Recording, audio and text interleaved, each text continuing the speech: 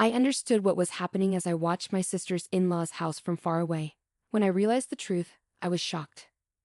I wondered about the intentions of my sister's husband and his family towards her all this time. How many times had they tricked my sister with a straight face? It was unforgivable. No matter what, I was determined to make them pay. My name is Sally, and I'm 45 years old. When I tried to wear my funeral clothes again after a long time, I couldn't zip up the dress around my stomach. At first, I thought my body hadn't changed much, but it was obvious I'd gained some belly fat. The last time I wore this dress was when I was 30. My sister Jane, who had a weak heart since she was young, sadly passed away at 27 due to worsening pneumonia that led to heart failure. It's strange that I was the only one who spoke with Jane before she passed away. I happened to visit her in the hospital that day. Jane probably had many plans since she was only in her second year of marriage. She likely never thought she'd leave this world so soon. When I remember her smile as she talked about wanting to stroll under the autumn leaves after leaving the hospital, it breaks my heart. On the day of Jane's funeral, when I couldn't come to terms with her tragic death, something happened. Just before the ceremony started, I went to the restroom. There I saw Jane's husband Bob talking on the phone in the nearby lounge. Yeah, once the funeral is done and Christmas rolls around, things should settle down a bit. Yeah, you're right. No, we should keep a low profile until the memorial mass about a year later. I don't usually listen in on people's phone calls, but this time I couldn't help but be curious about what they were saying. What does he mean by keep a low profile until the memorial mass about a year later? The deceased, he must mean Jane, right? The way Bob is talking, it doesn't sound like he's talking to a colleague. All of Jane's family is here at the ceremony. Who could he be talking to? Sorry for keeping you waiting. Yeah, I get it. No, the kid's fine. They don't suspect a thing. Neither my wife nor anyone in her family has noticed I have a child. Just stay home and relax. What? I was shocked. Did he just say he has a child? For the record, Jane and Bob didn't have any children. They decided not to because it was uncertain if Jane's body could handle childbirth. They were both in their first marriages, and we never heard anything about Bob having a child. What's happening? Honestly, Bob's strange conversation left me confused and overwhelmed with thoughts. But suddenly, I remembered the words Jane desperately tried to tell me just before she went into surgery. There's a child at home. After Jane lost consciousness and passed away a few days later without waking up, I never got to hear the rest of what she wanted to say. I was the only one who heard those words. The shock of losing Jane was so huge that I didn't have time to think about what she meant. But when I connected Jane's words about home with what Bob said about stay at home in their old house, which Sally wouldn't call their parents' house, just home. But there were no children in our family home either. After a bit of thinking, it hit me all of a sudden. Could it be that the child Bob was talking about on the phone is living at Bob's parents' house? When that idea came to mind, I couldn't sit still. If that were true, I don't think I could forgive Bob. After paying my respects at Jane's memorial service, I was eager to test my theory. I left the funeral home right away and went straight to Bob's parents' house. It's within walking distance from Jane and Bob's place. Bob is an only child, and his parents are getting older, so they decided to live close by. Jane had worries about living so close to her in-laws, wondering if she could get along with them better. But in reality, they hardly ever went back there and had very little family interaction. Maybe that's why even at Jane's funeral, Bob's parents didn't seem too upset about what happened. Instead, they seemed more interested in playing with their phones, which I found kind of strange. Well, I guess this is what happens when the relationship with in-laws is so distant. At least they could pretend to be more sympathetic at a time like this. Remembering how Bob's parents behaved, I finally reached Bob's parents' house. I hesitated to ring the doorbell. Everyone should be at Jane's funeral, so there shouldn't be anyone home. But what if someone did answer the door? What would I say? I still didn't have any proof of Bob's wrongdoing, and I wasn't confident about confronting someone without evidence. As I thought about this, I went around to the back of the house and peeked inside through a window that wasn't closed. I could see the whole room. Could someone really be in there? Just as my heart skipped a beat. Hey, stop moving. Look, stay still. Yeah. A child ran out into the yard, followed by a woman I didn't recognize. I instinctively hid and watched them from the shadows. The child looked a lot like Bob, with wobbly steps indicating he'd just started walking a few months ago. The woman seemed to be around Bob's age, and her eyes resembled the child's, making me certain she was the mother. Oh God, did Bob really cheat on my sister? When did this betrayal start? When did Jane find out? Even though my suspicions seemed to fit together perfectly, I had so many questions and didn't feel any better. Instead, tears started to well up. I'll never forgive him. I promised myself to make him pay for what he did to my sister. Later, I went back to the funeral home and attended Jane's burial in the churchyard. Even though everyone thought I left halfway through, when I explained that I couldn't handle the shock of losing Jane, they seemed to understand. I highly doubt anyone would suspect I went to Bob's house, but I was relieved that my sister's in-laws didn't seem to notice anything strange at all. The next day, I made up my mind to ask for a private investigation on Bob from the only detective agency in town. To my surprise, it was run by Jane's friend Layla, whom I remembered from the funeral. Layla told me that Jane had also asked for an investigation on her husband. After she requested the investigation, Jane got sick and passed away. Even though I have to keep things confidential, I think Jane would have wanted you to know, Layla said. With that, Layla shared the details and findings of the investigation Jane had requested. Once, even though they were engaged, Jane and Bob almost broke up. Bob got cold feet just 6 months before their wedding, saying he wasn't sure he could protect Jane, who had a weak heart, and he wanted some space. After a lot of thinking, Jane agreed and decided to distance herself from Bob. However, about 2 months later, Bob apologized and said he wanted to marry Jane after all, so they patched things up and went ahead with the wedding.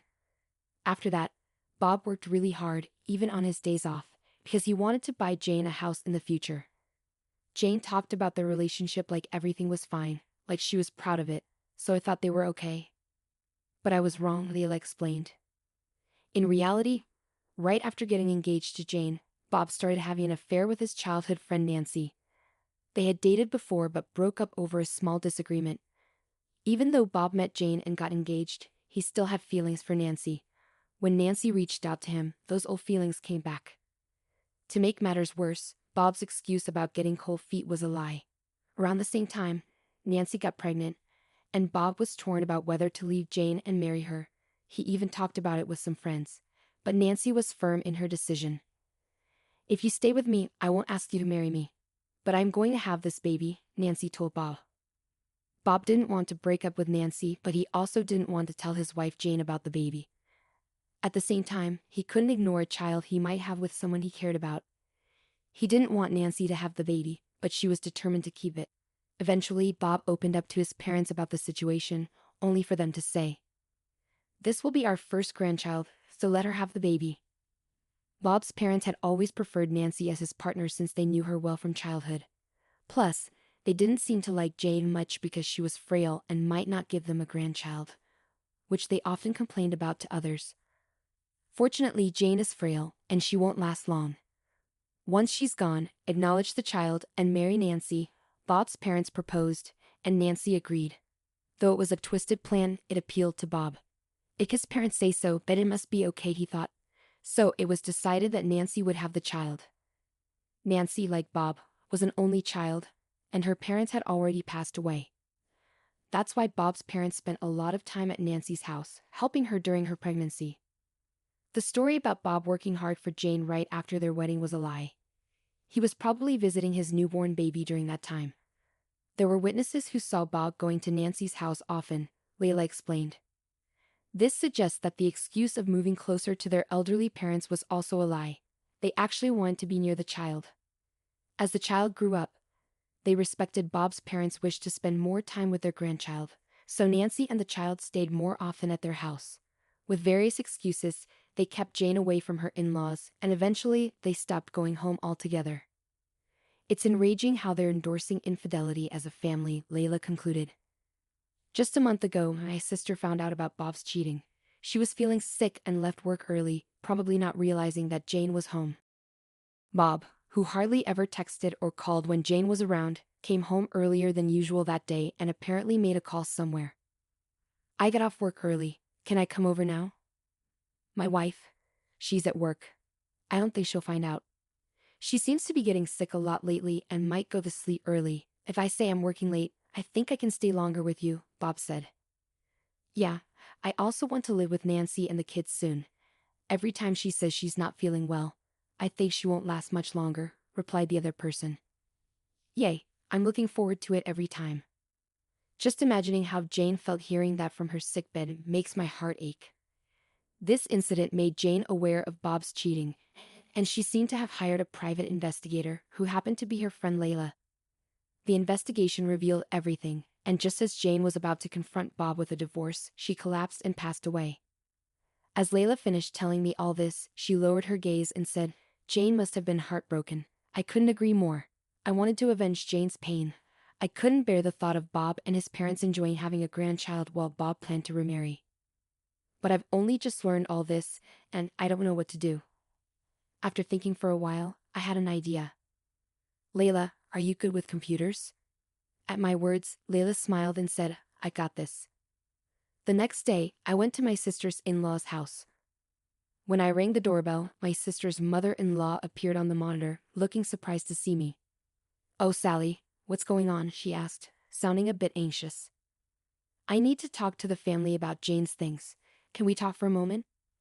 Hearing my request, my sister's mother-in-law fell silent, and the intercom went quiet. Oh no, maybe she won't let me in. Feeling nervous, I waited for a while. And then Bob appeared, saying, I'm sorry, Sally. The room was messy, so I had to tidy up a bit. Please come in. Oh, Bob, you're here. Perfect timing, I said with a smile. Bob's expression stiffened. He probably thinks I haven't figured out his cheating yet. His face stiffened, likely because he's hiding something. In fact, I had just seen his mistress and their child through the window. I bet he was cleaning up after them. I wonder which room they're in. Bob and my sister's in-laws seemed uneasy as they watched me enter the room. As soon as I took a sip of the tea they served me, Bob asked, What's this about Jane's belongings? Yeah. It's about this, I said, laying out a photograph on the table. Bob and his parents froze as they looked at the photo. Bob, who is this woman? I asked. I don't know her, Bob replied hastily. In the photo, Bob and a woman were in bed together. The other day, this was sent to our house. It said that Bob is having an affair, I explained. Hearing this, his parents glared at Bob, and Bob shook his head frantically. Wait, I don't remember this photo, he shouted. Ignoring his protests, I laid out more photographs. Each one showed Bob and the same woman kissing or on a date at a nearby amusement park. People who cheat don't usually admit to their memory lapses, do they? I said, feeling the tension rise. I'm used to it, my sister's mother-in-law sharply retorted. What are you implying, young lady?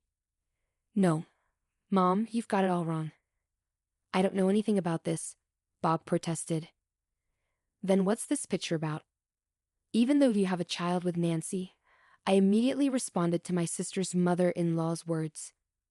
My sister's father-in-law looked guilty and said, Oh, you mean this child? And is this woman Nancy? I asked, showing a photograph of Bob holding the child. What? The entire in-law family was speechless, and even though Bob kept denying the accusation, my sister's mother-in-law slapped him, calling him a worthless son. Do you have other children too? She demanded. Please listen to me, Mom, Dad, Bob pleaded.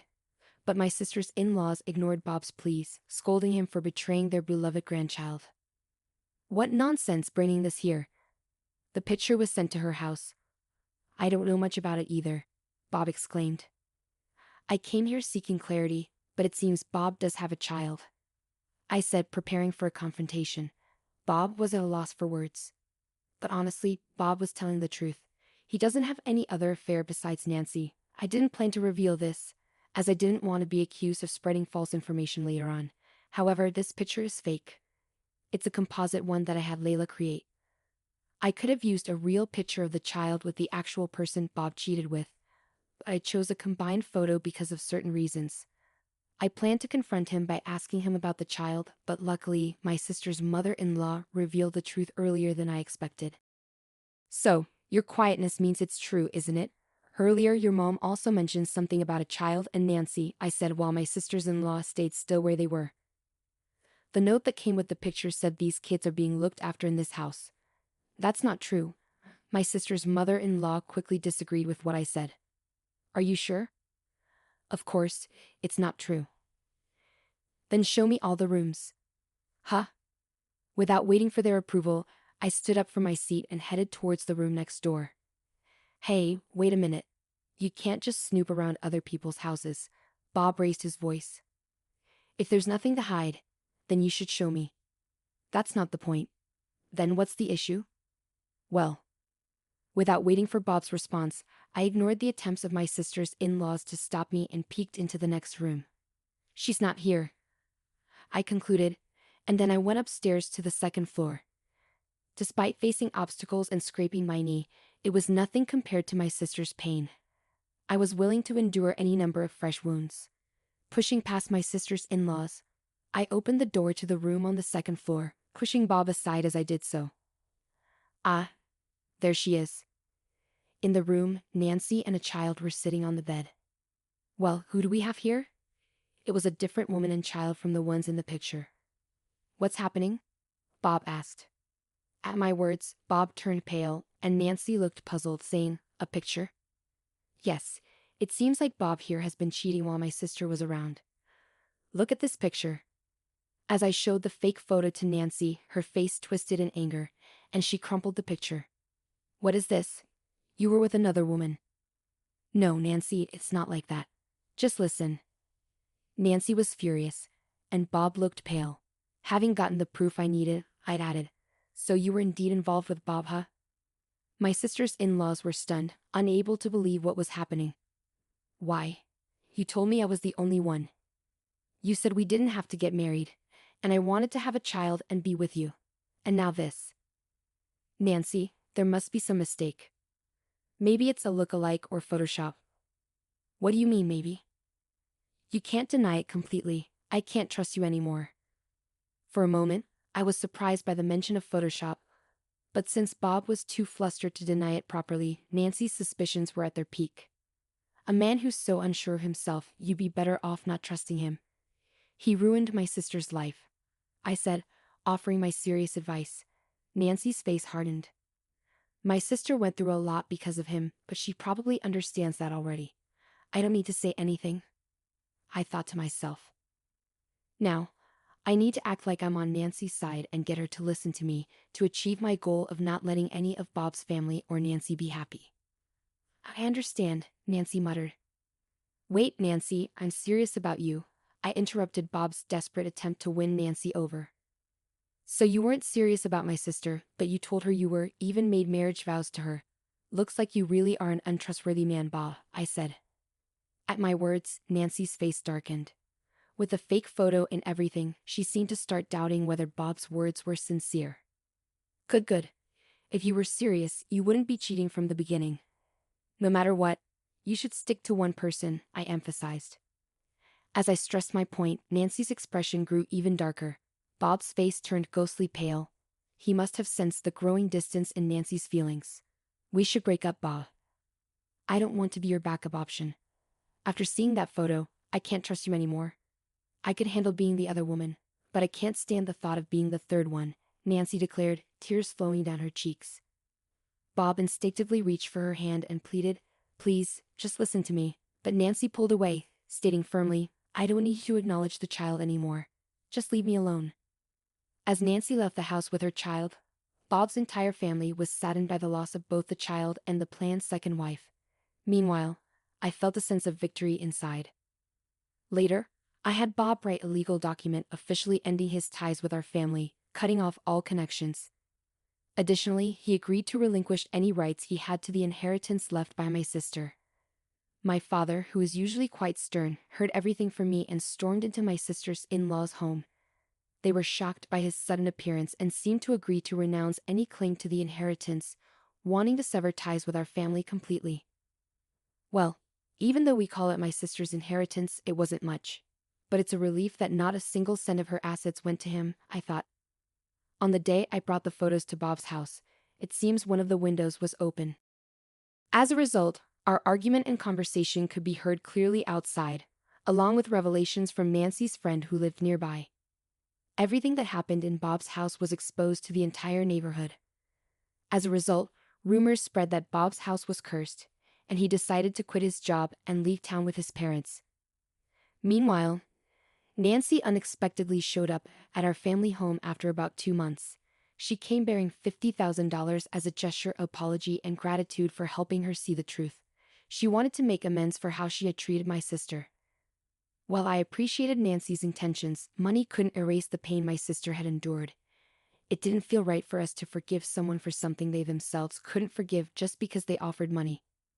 We understood Nancy's gratitude, but we couldn't accept money from someone who had done such a shameful thing, so I declined to accept the money.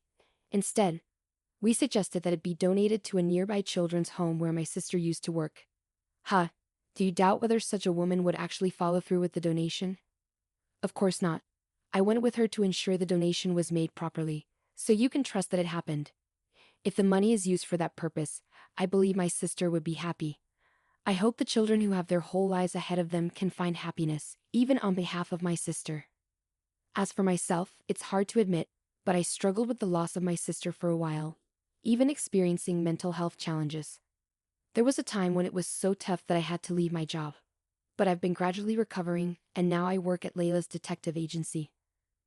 Leela and I became very close after that incident. I think it's because we were both comrades who had lost something important in such a tragic way. We found common ground. Although I didn't have a positive view of marriage because of what happened to my sister after being with my partner for 4 years, we got married last year. The experience of losing my sister during the COVID-19 pandemic made me realize that I never know when I might lose the chance to be with my loved ones. So I decided to get married. I want to cherish every moment with those I care about, without any regrets. Just watch me, Jane. I promise to live a long, fulfilling life for both of us. When I join you someday, we'll have a blast together, I declared, determined to